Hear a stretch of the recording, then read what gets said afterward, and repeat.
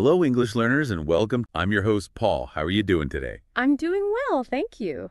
Excited to chat about English learning today. Today, we are plunging into this really incredible guide. It promises to basically revolutionize your English speaking in just 30 days. Our mission? Well, it's to arm you with strategies to genuinely take your English to the next level. Push past those plateaus and really speak with confidence. Yeah, it sounds ambitious, doesn't it? But the source material for this deep dive, it really makes a compelling case. Rapid progress. It reassures you that your English can improve maybe faster than you'd think. So we're going to pull out the most impactful, actionable insights. The goal is fluency, sure, but also real confidence and getting there quickly. By the end, you should feel that shift, a real, tangible difference. Okay, let's dive in. Starting at the most fundamental level, your mind. The guide insists pretty strongly, actually, that before we even touch vocab or grammar, we have to prepare our minds. Set the stage for success. Why start there? What's the thinking behind putting mindset absolutely first? It's all about efficiency, really. Yeah. Priming the brain. Think of it like this. If your mind's full of fear or self-doubt, every new word feels like lifting something heavy. Okay. It's a struggle. But with a ready mind, an open mind, learning feels lighter, faster, almost, well, easier. Setting your mind for success just means you truly believe significant improvement is possible, and quickly. It means seeing mistakes not as, failures, but just data, learning moments, and understanding that speaking English, it's about connecting, communicating, not about being perfect. Nobody is. Right. And the guide suggests this powerful day one mantra. It really struck me. I am not afraid to speak. I will learn from my mistakes. Every word I speak makes me better. It's not just positive thinking, is it? The source breaks it down. 3 critical parts. Seems like there's some real psychology there. Absolutely. The first part hits that big barrier, fear of mistakes. The source points out so many learners hold back. They're just terrified of saying something wrong. But here's the thing. Nobody speaks perfectly. Not even native speakers. Believe me, we all stumble. And actually, the more you just speak consistently, the faster your brain adapts to those mistakes. They just start to fade away. They self-correct. So it's about jumping in, basically, even if it feels messy at first. And the second part, that really shifts how you see English itself. Precisely. Thinking of English as a tool, not some kind of test. A lot of us, maybe from school, we see language as something to be graded. That triggers anxiety, right? Fear of failing. But this guide reframes it. English is a bridge, connects you to people, ideas, opportunities. When you see it like that as a tool for connection, well, it becomes exciting, empowering, not stressful. Your mindset shifts from fixed to growth. That reframe feels huge, liberating even. Yeah. Okay, what's the third piece? That's about being positive and patient. Look, 30 days means significant improvement, yeah. Noticeable strides, not overnight perfection. The goal is speaking much better, feeling more confident, and crucially, knowing how to keep improving after that month. So, that positive, patient attitude, that's your fuel, keeps you going when things feel tough. And to really lock this mindset in, the guide suggests this mirror exercise for day one. You stand in front of a mirror, look yourself in the eye, and say, I can speak English. I am learning every day. I am getting better. Who? Might feel a bit strange at first, talking to yourself like that, but the source says your brain listens. That consistency, it genuinely builds confidence. A small act, but maybe a powerful start. Okay, mind is wired for success. Fear is starting to shrink. Where next? The guide is really clear. The next crucial step is creating a concrete 30-day English speaking plan, a blueprint. Because without a plan, motivation can just fizzle out, right? You don't know what to do each day. Exactly. A good plan isn't just a nice to have, it's your GPS. Indispensable. The source outlines the key parts. First, divide the 30 days into 4 weeks. Makes it manageable. Each week it's a special focus. Like week 1, maybe simple speaking, listening. Week 2, building vocabulary, pronunciation practice.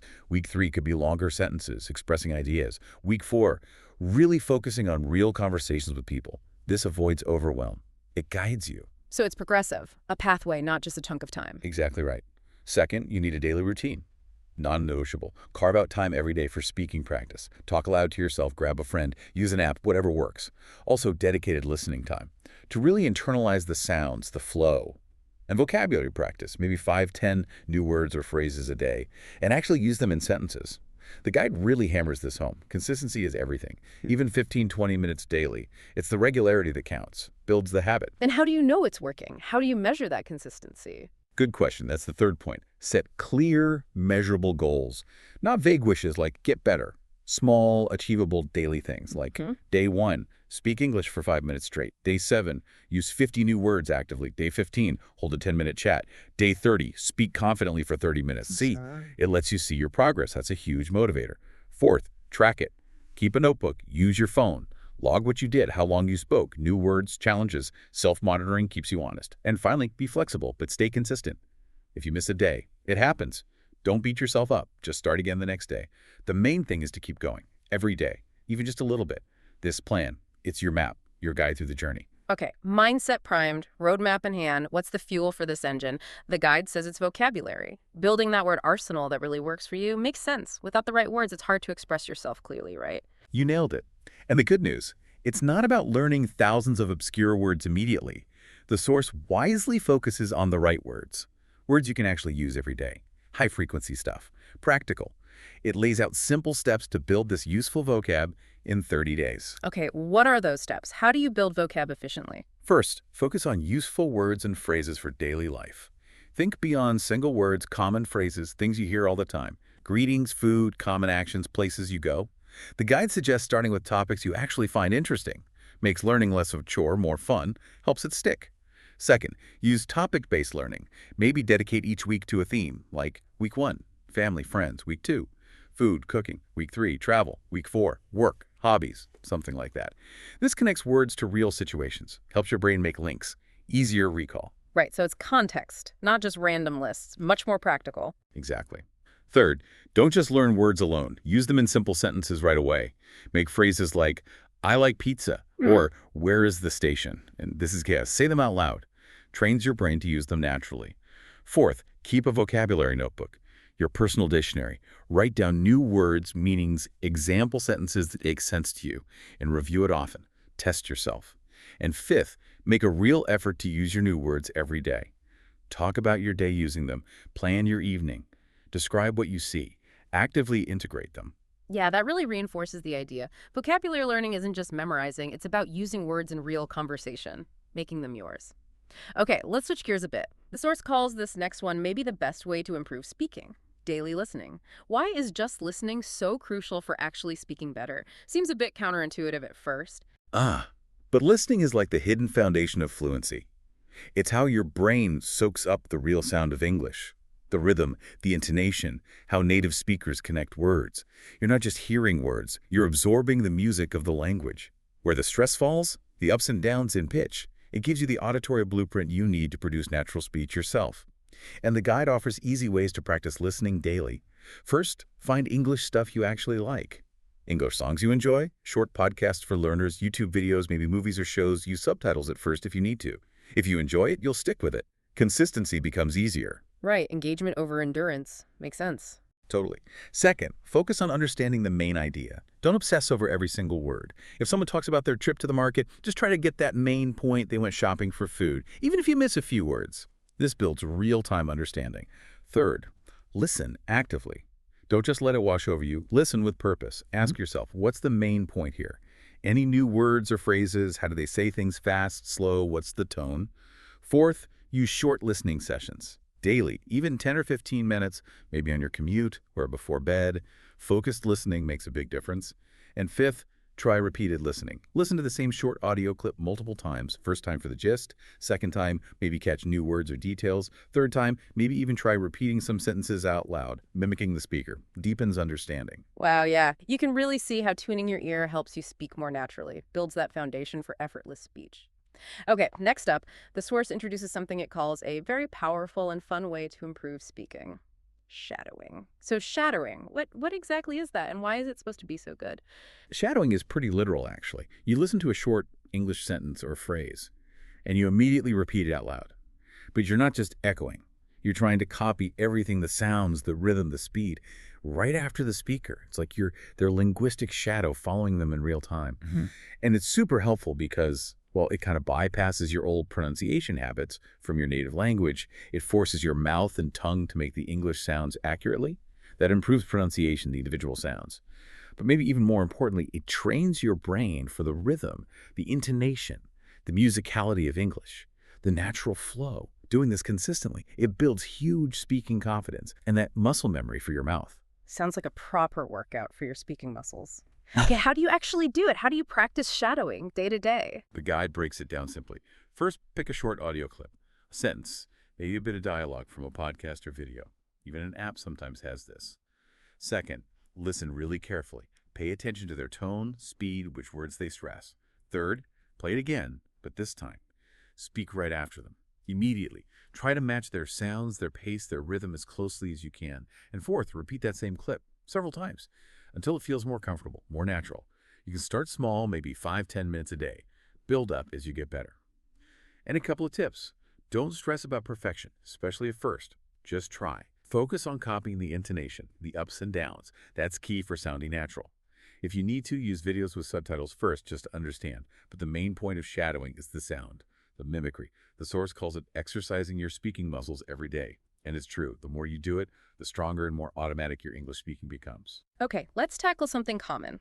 Lots of learners read English, think in English, but quietly. The source is really emphatic here.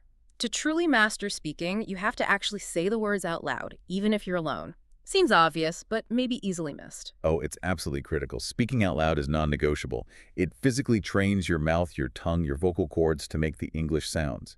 This builds neural pathways, muscle memory. It's not just a phrase. Your brain literally rewires itself to make these sounds automatically. Over time, that makes your speech faster, more natural, less effortful. So how can you weave this speaking out loud thing into daily life? Especially if there's no one to talk to right then. Yeah, the guide has some great low-pressure ideas. First, just talk to yourself. I know it feels weird at first. I used to narrate my cooking when learning French. But seriously, describe what you're doing, what you're thinking. Simple stuff. I'm making tea now. It's a nice day. I will practice English for 20 minutes. It builds comfort, lowers the awkwardness barrier. Second, describe your surroundings. Look around the room, out the window. Name things, actions. The book is read. The bus is coming. Integrates practice right into your environment. That's clever. Makes it less of a task and more just part of your day. Exactly. Third, plan your day out loud. In English. Just say your tasks. Okay, first I need to check emails. Then I have a meeting at 10. After work, I'll go for a run. Train your brain to think in English actively. Fourth, obviously, find language partners. Use those apps or websites. Real conversations are gold. And fifth, record yourself. Use your phone, then listen back. It can be cringy at first, maybe, but it's so powerful for self-assessment. You hear what others hear, track your progress. Key tips here. Don't worry about mistakes. Seriously, embrace them. Start with short sentences if you need to. Build up. Aim for maybe 15 to 30 minutes of this active, out-loud practice daily, and the source says it again. The more you speak, the faster you will improve. It's that simple. All right, so you're speaking out loud daily. Now let's zoom in on two really vital things. Pronunciation and fluency. What exactly do these mean, and why are they so important for being understood? Yeah, these are really key. Pronunciation, that's simply how you say English, sounds and words. Good pronunciation means people understand you easily. Fluency. That's about how smoothly your speech flows, speaking without too many awkward pauses or hesitations, words connecting naturally, like normal conversation. The source gives practical tips for both. First, maybe counterintuitively, speak slowly and clearly at the beginning. It's not a race. Focus on getting the sounds right first. Speed comes naturally later as you get comfortable. Second, learn the common English sounds, especially ones that might be different from your native language, like the sounds think versus the, or maybe R and L. Focus practice on those tricky bits helps a lot. Right, targeting those specific sound challenges. Makes sense. Exactly. Third, pay attention to word stress and sentence stress. In English, some syllables in a word are stronger, like important, not important. And in sentences, we stress the important words to get the meaning across. Learning that rhythm makes you sound much more natural. Fourth, practice linking words. Native speakers squash words together. What are you doing becomes what you're doing. Want to becomes wanna. Practicing those connections boosts fluency. Fifth, use tongue twisters. Sounds silly maybe, but things like she sells seashells are great workouts for your mouth muscles. Makes articulation sharper. And finally, again, record and listen to yourself. Compare yourself to native speakers. Where are the differences? It helps you spot areas to work on.